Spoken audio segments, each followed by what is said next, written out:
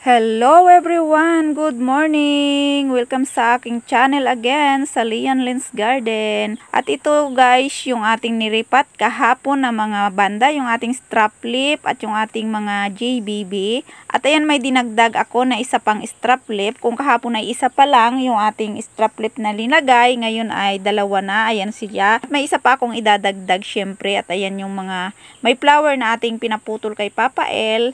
At dahil nga sa sobrang init, itatry natin na isalba sila at nilagay natin siya sa DIY dripwood na ating ginawa. At ang gagawin natin ngayon ay naglagay ako sa ating sprayer ng tubig at yan ay may halo na binabad na bawang.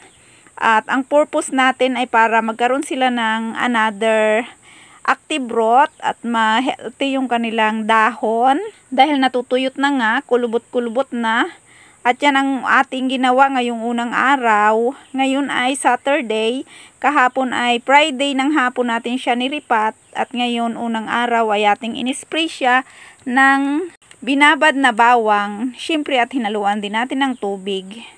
Ayan guys, at sana ma-save natin siya, itong ating mga strap lip na magaganda yung flower. At ipapakita din natin yung mga flower niya. At yan ang ating video for today. At yan ay ating ibibideo hanggang magkaroon sila ng improvement guys. At ito nga ang unang araw ng ating pagbibideo. At dito lang muna sila sa labas muna. Pero syempre, ilililim natin siya. Ayan yung kanilang mga root at ayan yung ating ginawa para maisalba sila. At syempre, napakaganda nga naman ng ating mga banda at kailangan natin siyang maisalba. At ito ang ikalawang araw ng paglilipat sa kanila ng aking mga strap lip, Sunday morning. Ayan guys. Ikatlong araw. Ito ang ikatlong araw na nila simula nang iripat ko sila nung Friday. At ayan, same pa rin yung aking mga ginagawa. Ini-spray pa rin sila tulad ng nauna kong ginawa. Yan guys, ito na ang ikaapat na araw nila simula nang niripat ko sila nung last Friday ng hapon. Ngayon ay Tuesday afternoon din. At ayan, kaninang umaga ay nilipat na natin sila dito dahil inayos pa namin ito ni Kuya El dito sa loob ng aming munting terrace na puro halaman din. Dito muna sila sinilong kasi super init na talaga sa labas. At ayan, medyo nakaka-recover na din ang ating strap lip. Medyo okay na din yung kanilang mga dahon dahil lagi natin siyang ini-spray ng tubig. Umaga, yung tubig, ini-spray natin siya ng nilalagyan natin ng kunting binabad na bawang at tubig. At sa afternoon naman ay pure tubig lang. At ayan na nga yung ating mga niripat. At healthy pa rin yung mga flower ng mga JBB na ating niripat din. Para maisalba natin sila. Kaya ayan, dito natin siya nilagay sa aming munting terrace para hindi sila masyadong ma-stress sa init. Super init talaga. Tapos wala pa akong pangdilig, kunti pa yung tubig na nakukuha na namin. Kaya ayan, tipid-tipid lang sa tubig. Kaya spray lang yung ginagawa ko sa kanya.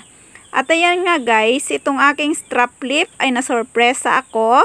At ngayon, pag check ko, ayan, may sumibol na flower stalk sa kanya. Hindi ko akalain, 'di ba? Sa mga una kong video ay wala tayong nakikita na flower stalk at wala din talaga ako nakita simula nang niripat ko siya. Pero ayan, 4 days ago, nakita ko na yan, lumabas yung kanyang flower stalk, ang ating isang strap lip banda. At ayan nga guys, sana ay tumuloy at hindi siya maging brown tulad ng ibang mga bulaklak na aking mga dendrobium na nagiging brown o natutuyo sa sobrang init. Kaya medyo aalagaan natin siya ng spray kahit pa kunti-kunti lang na tubig yan sa kanyang mga ugat. Wala pa tayong nakikita na bagong root pero ayan ang ating nakita, may bago siyang flower stalk. May spike po ang ating strap lip banda. At sana isa yan sa senyales na ayan, magiging healthy ulit ang ating strap lip banda. At ayan nga, medyo umukay-okay na yung kanilang mga dahon. Hindi na masyadong dry. Pero bagamat hindi pa rin bumabalik sa dati talaga. Pero ay, ayan, gagawin natin lahat. Maisalba lamang ang ating mga strap lip banda at iba pang mga plant. Lalo na ng mga orchids na ating mga isasalba. At sila'y natutuyo na sa sobrang init. At sana maisalba natin sila hanggang sa dumating yung tag-ulan. Lalo na yung ating mga orchids at iba pang mga plant. May mga namatay na akong mga plant na talagang hindi kinaya. Kasi ay minsan nga hindi madiligan, 3 days. Ayan, 4 days hindi sila madiligan. Lalo minsan ang inuuna ko ay tulad nito, itong strap lip. Siyempre yung tubig na naiipon ko, kulang pa dito sa mga orchids at sa mga strap lip or mga banda. Kaya yung ibang plant ko, yun, natsugi na talaga sila. At sana itong ating strap lip ay umabot. Kasi minsan talaga wala akong maidilig sa kanila. Minsan talaga ay kulang yung tubig. Minsan 4 days, yun, 3 days wala silang dilig. Pero ayan, lumalaban pa rin sila at sana nga ay maisalba natin sila. Lalo na't may flower stalk ang ating strap lip banda. Ayan guys, samahan nyo ulit ang susunod kong update. Yan, 5 days ago. Ayan, 5 days na simula nang iripat ko sila at ito na nga sila ulit. Ayan, medyo wala silang dilig ngayong araw guys kasi wala akong nakuhang tubig. Kaya ayan, medyo tumutuyot na yung kanilang ano na naman, dahon. Dahil isang araw lang ang makalipas na wala silang dilig, spray lang yung natatanggap nila, ay natutuyot agad. Lalo mainit yung singaw na nagmumula sa lupa. Ganon din sa simoy ng hangin na dinadala ng hangin, mainit din. Kaya ayan, madaling matuyo ang ating mga plant. At sana nga ay makakuha tayo mamayang hapon. At para may maidilig tayo or may maipon tayo sa ating mga pinaghugasan. Ayan guys, yung update ko. Ika-5 araw ng aking niripat na mga strap lip at JBB. Yan, sana ay ating maisalba hanggang tag-ulan. At ayan guys, wala pa tayong nakikitang mga ugat sa kanila. At yung kanilang spike, ayan, medyo umaangat-angat na din konti. At sana nga ay tumuloy siya hanggang mag-open.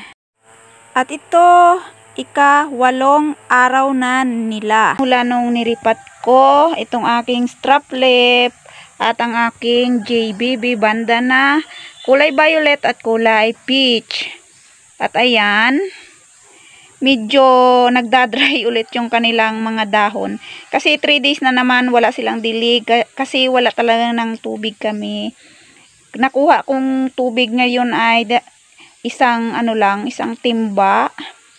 Kaya ayan, wala silang dilig ngayon. Paano kaya ito? Ako ay nag-aano na dahil ang aking mga orchids ay marami na ding natuyot. At sana yung iba maisalba ko pa. At ayan nga itong aking strap lip na niripat ko na sana ay nakaka-recover na. At ayan yung kanyang spike, medyo mahaba na kaysa yung pinakita ko sa inyo po na yung 4 days ago na niripat ko siya.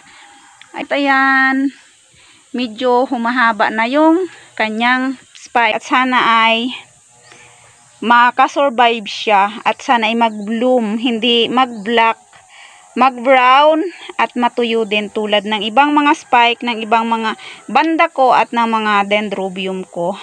Ayan ang update ko ulit ngayon. Ika-9 na araw na ng aking strap lip banda at ng aking JBB na niripat noong April 5. At ayan na nga sila.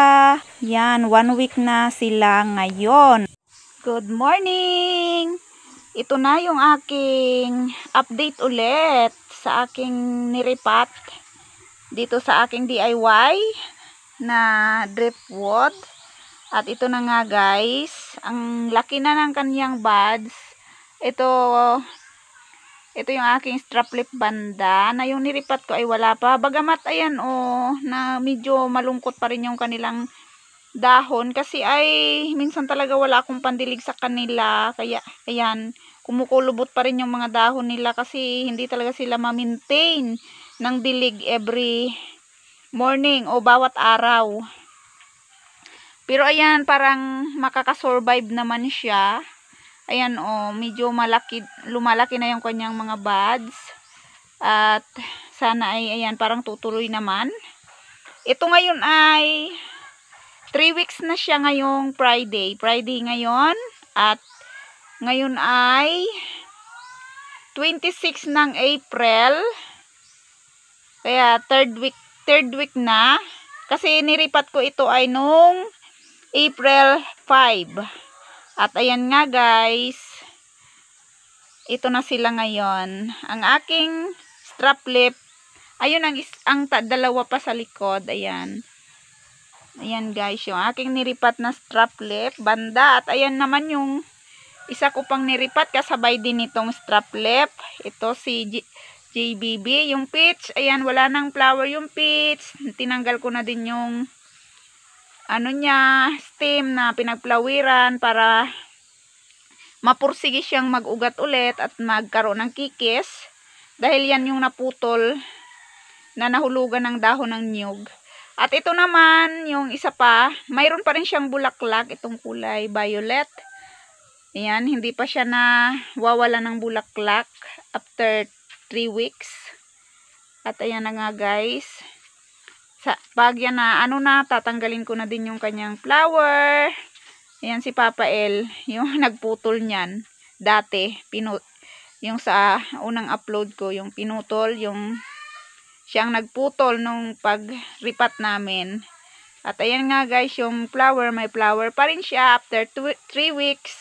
At sana ay magkaroon siya ng mga bagong ugat na at magkaroon na ng kikis. Pero ayan, hindi pa rin siya sa kanyang flower. Kaya ang gagawin ko na lang, tatanggalin ko na lang yung kanyang flower kasi ay palanta na din. Pero pag hindi ko yan tinanggal, aabot pa yan ng 1 month mahigit pa.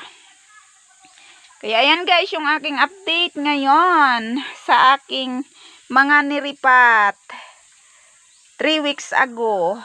Yung April 5 at ngayon April 26 na. Ayan guys, yung aking mga banda. Bagamat wala pa ako nakikitang mga nyurot niya. Pero ayan, healthy naman sila. At ayan, inaalalayan ko lang ng dilig. Kahit minsan 3 araw, 4 na araw wala silang dilig. Kasi wala talaga ng tubig. At yung mga hinugas ko na lang sa mga plato, mga pinagbanlawan ng mga labahin. Yun ang mga dinidilig ko sa kanila.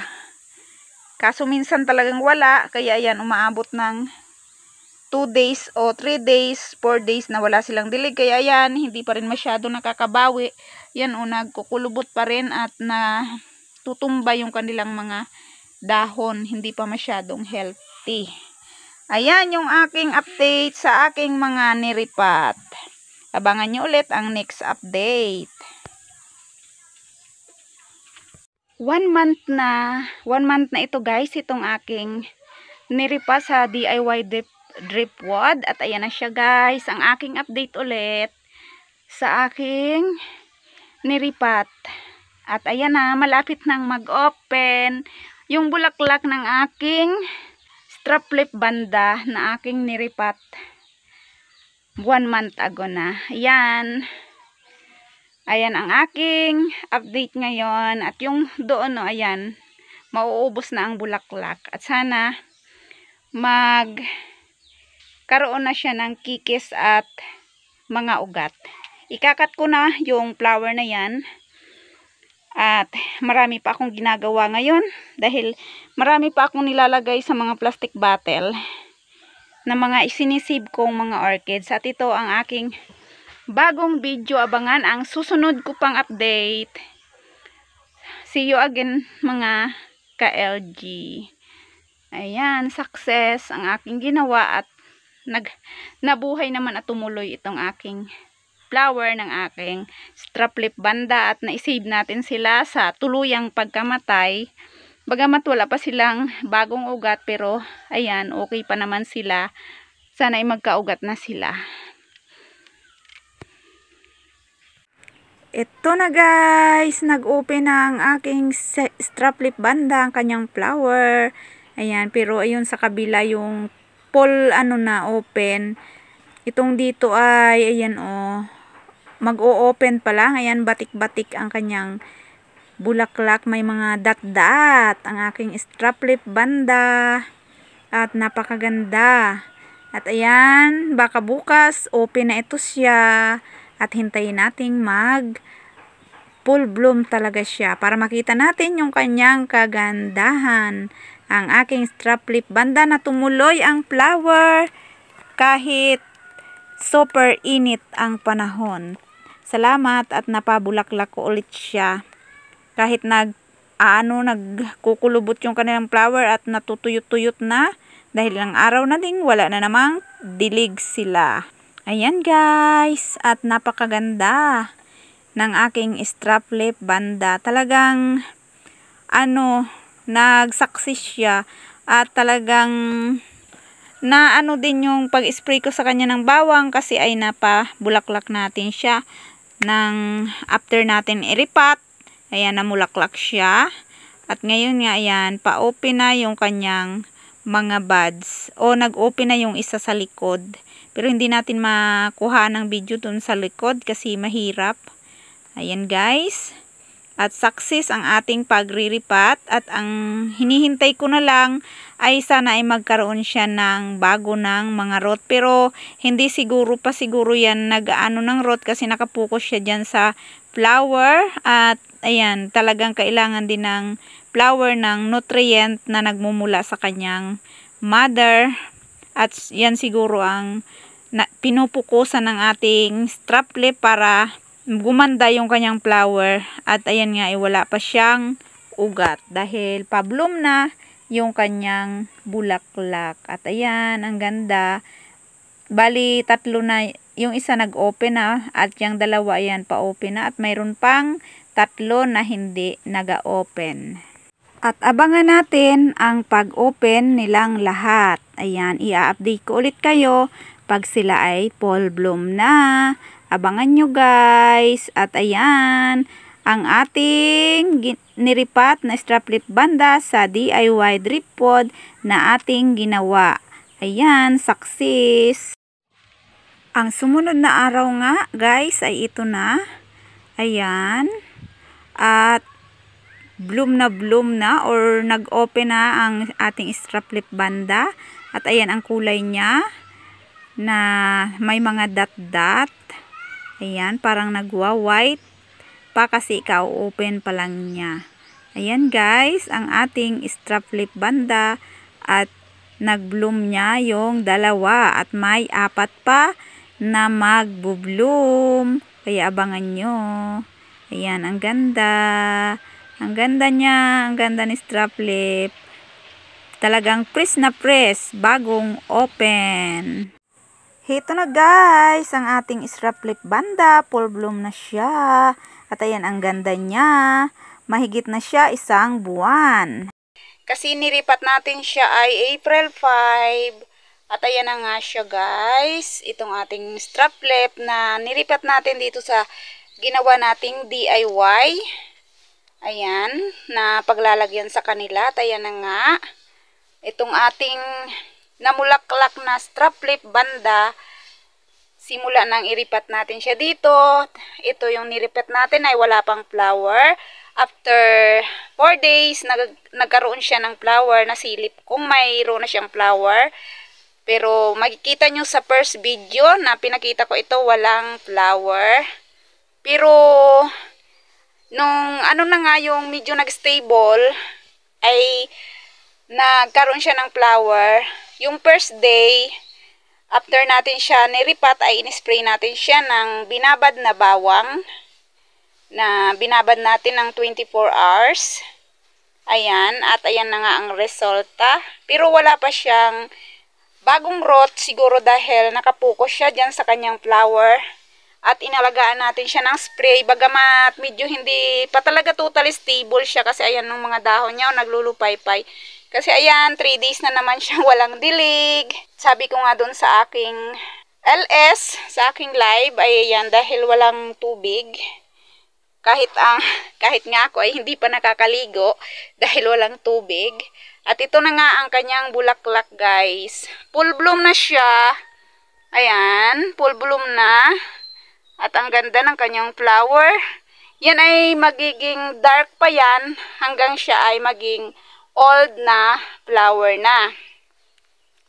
At ipapakita ko sa inyo yung mga nauna niyang mga flower simula no first open at saka hanggang sa naging old siya. Ito hindi pa masyadong old, kaya yan, ipapakita ko yung old flower niya sa inyo. At ayan na guys, success yung ating ginawang pagriripat. Nakala natin ay chuchugi or mamamatay ating strap lip kasi talagang medyo naninaw na dati yung kanyang mga dahon, tapos kulubot na. Buti ayan, naisip ko siyang iripat dito sa pot na ginawa ko na DIY driftwood at binalot nga natin ng bunot. At ayan, success naman. Yung doon wala pang nakikita akong improvement. After 1 month, sana ay maging okay.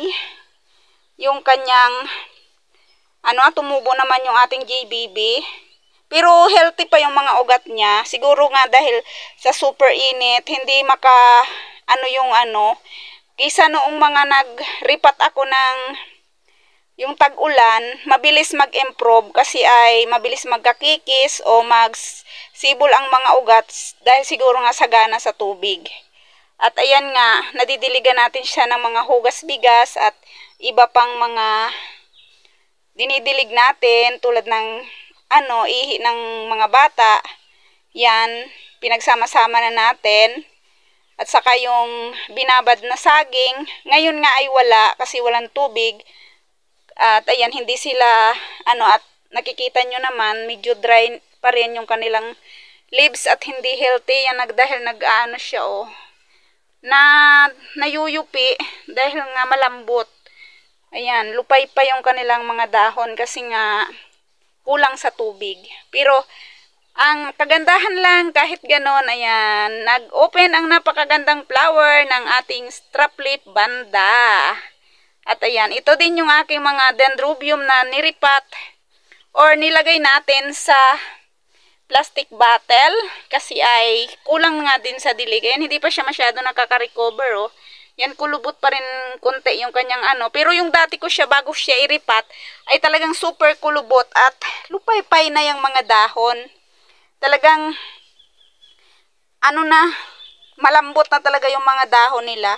Pero ngayon, nakakabawi-bawi na. Pero 3 days silang wala na namang dilig. Tulad nitong aking mga Phalaenopsis. Ayan, nagbulaklak na din siya.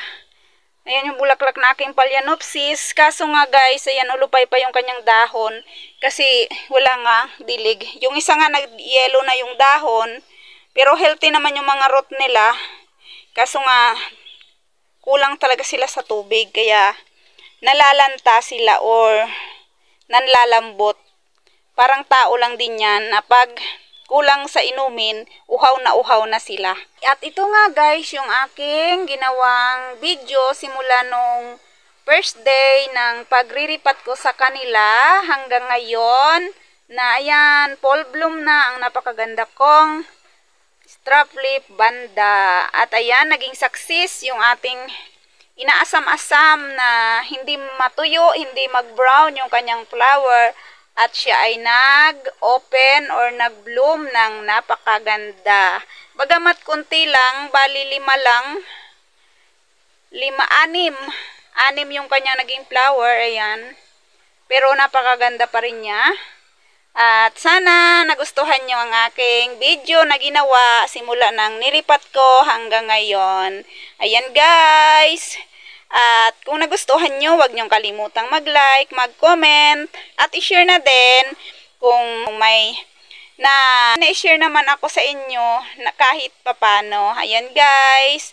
At sa mga hindi pa nakaka-subscribe na laging nanonood naman ng aking video o mga video, ayan. Don't forget to subscribe sa aking munting channel. At huwag nyo din kalilimutang i-click ang notification bell para ma-update kayo palagi kapag may bago akong mga video about mga orchids at iba pa. Ayan guys, thank you for watching. And thank you sa lahat ng sumusuport sa aking mga friendship. Maraming salamat. Team Promote, Plant Lovers. Ayan, thank you sa inyo guys. God bless us all and see you again. Bye-bye, hanggang sa susunod ulit. Ayan, ang aking napakaganda. Bye-bye na. Yan, parang butterfly. Thank you. God bless everyone.